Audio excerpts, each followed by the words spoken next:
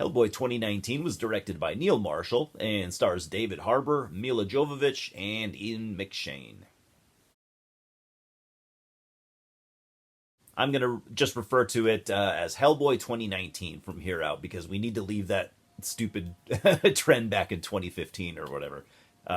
Anyways, yeah, so the plot follows our favorite anti-hero, Hellboy, simultaneously battling his inner demons and a resurrected ancient sorceress. I think I'll just start this off by saying that I'll never forget the anticipation of this film and how much of a disaster the whole thing was. I laugh, but I don't really mean it. And that's not me prematurely saying that I think this film is bad, because I'll get to that. I definitely have mixed feelings, but to write it off as just simply bad, I think it's something I just don't want to do. So the film opens up with an Ian McShane narrated intro, detailing the simple plot, really, which is the Blood Queen, played by Milla Jovovich, being dismembered by King Arthur and buried in different spots around the world, so she can't continue her reign of terror. It's an entertaining, over-the-top scene that a lot of people hated, but I thought was fine. And it sets the tone for what's to come in the next 2 hours. It kind of tells you that this is kind of a hard R Hellboy. This is the definitely the most over-the-top, the most violent and gory. The most profanity used. It's like almost like the Deadpool, of Hellboy movies. I guess if that makes any sense. Now, anyways, obviously you're just naturally gonna compare this to the two Guillermo del Toro films because it's just impossible not to. I get it that it's not fair, and I try not to set them side by side, but it's inevitable. Del Toro is a classy auteur, but his Hellboy films were really his own interpretations of Hellboy, especially with the second film, which is my personal favorite. The first was a lot closer to the comic book, I would say. And Neil Marshall was a very interesting choice as director. I'm a fan. I really am, but he had been on a decline already at this point, which has sadly continued to this day.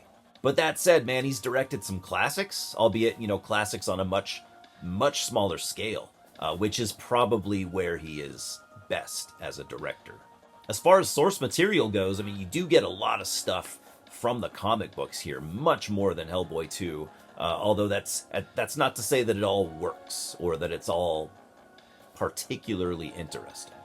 And a lot of people have called the film cheap looking, especially when it came out. I remember that was a huge, huge complaint. Not many films look as good as, what Guillermo del Toro does. I always struggle saying his name. God, I hate it. Marshall, first of all, had a much, much smaller budget to work with. I personally don't think it looks that bad. Not of the time. There is quite a bit of CGI here, especially with the monsters. Some of it looks decent, some of it is really bad. But my biggest complaint, I would say, is using CGI for characters that could have been done practically. I do like the creatures, though, like the giant troll guys. Love those. The giant pig guy, Baba Yaga, and the infamous scene near the end where a bunch of monsters just wreak havoc in the city, just ripping people apart. That could have been an entire movie just by itself. It almost seems like it is from a different movie, but it's a great scene, man. And then there's the supporting characters, which I have some pretty mixed feelings about. I liked Milla Jovovich as the Blood Queen, actually. I know she's not necessarily considered a great actress by any means, but I liked her here. I thought she was just fine. She brings a fun, witchy sexiness that I thought worked really well. Ian McShane, he plays Professor Broom, Hellboy's dad this time around, and Ian McShane's a great actor, but he just feels kind of like he's just playing Ian McShane for the most part. I didn't really think he was as great as he is. I didn't think he was a great fit for the role. Sasha Lane plays Alice Monaghan, and she's good, even if she's not who I would have imagined for the role. Daniel Day Kim plays Ben DeMio, a BPRD agent who can turn into a were-jaguar, which is, how cool is that?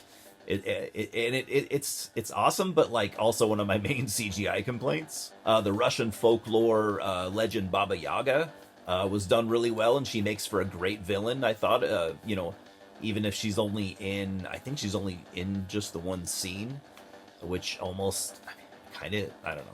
I have mixed feelings about, although I kind of liked the scene. Mixed feelings about it. I think being in the movie. there's a lot of scenes like that where it's just like maybe it was a decent scene, but it was like why was it here? And then I have to name the best side character in the movie, even if it's just one scene. But the mighty Lobster Johnson, played by Thomas Hayden Church. For me, and I imagine for a lot of Hellboy fans, seeing Lobster in a movie was just so goddamn cool. He's like I said, he's only in one scene.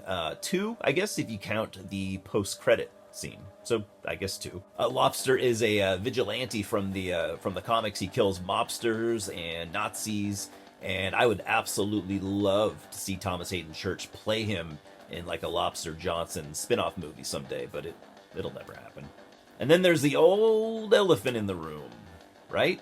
Hellboy himself, played this time by David Harbour, who had recent success with Stranger Things, where I really loved him, and it was my introduction to him, and I was pretty on board with it. He had to take the reins from Ron Perlman, who loves the character, but would only play Hellboy again if Del Toro was able to direct, and that just never happened. And just like the film itself, fans had mixed feelings, and I do as well. But overall, I mean, I thought he was pretty good. Not all that comic accurate, really, and more like Harbour, trying to be Ron Perlman while upping the comedic factor, which was too over the top at points, if I'm being honest. So I don't want to criticize him much. He's a charismatic actor, and like I said, I am a fan. I like him a lot. But I will say that after watching the Crooked Man, I do prefer Jack Kesey as Hellboy. But they are, they're two different films. I also need to address the look of Hellboy himself, because that's another thing that drew a lot of criticism. I don't know, man. I like his look here just fine. He does kind of look like one of the monsters from Nightbreed. But I think Hellboy always looks good in all the Hellboy movies. Personal opinion. So I'm giving Hellboy 2019 a 6 out of 10. Look, I get the criticism, but I think that at the time of release, fans were a bit hard on this. It was a very troubled production, and it's impressive that we got this film at all, from all that I've read. I mean, the storyline is kind of a mess, like I kind of alluded to. There's the wraparound story, and then there's a bunch of smaller missions, side quests, if you will, that didn't seem to really push the story forward, even if I enjoyed some of it. I mean, hell, the whole movie is a mess, but it's a fairly enjoyable one. That could have been a lot worse. Cheers, guys, and I'll see you at the multiplex.